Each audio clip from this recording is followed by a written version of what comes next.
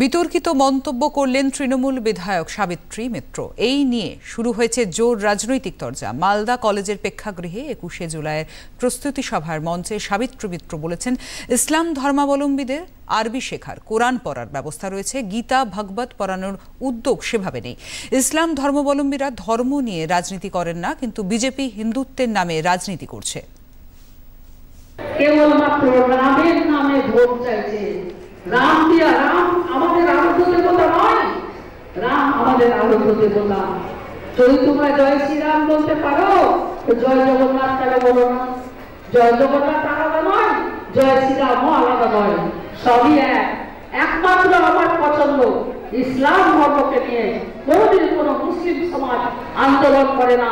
কেন আজকে হিন্দুরা আমাদের সনাতন ধর্মকে নিয়ে রাজনীতি করে আমাদের ধর্মকে, সনাতন ধর্মকে ছোট করছে?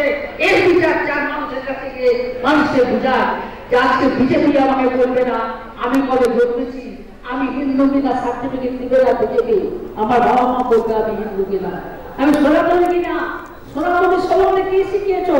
কটা গ্রন্থরাজ পড়ানো হয়? আমাদের গীতা ভাগবত কোন স্কুলের পাঠে একটা পুস্তক আছে বলুন না? শিক্ষক করে জানি না। কিন্তু মুসলিমদের একটা জায়গায় দেখি আমরা আরবি শিক্ষাটা দেওয়া হয়, কোরআনটা পড়ানো হয়, আমরা তো তাও করতে পারি না, আমরা জানতে পারি না। তাই আমরা বেশি বলি, তাই হিন্দুত্বের নামে ভোট পাওয়া যাবে না। আগামী দিনে এটা উপর থেকে জয় শ্রীরামই তার ব্যবস্থা করবেন। পশ্চিম বাংলায় একটা সিটও বিজেপিকে পেতে দেওয়া যাবে না।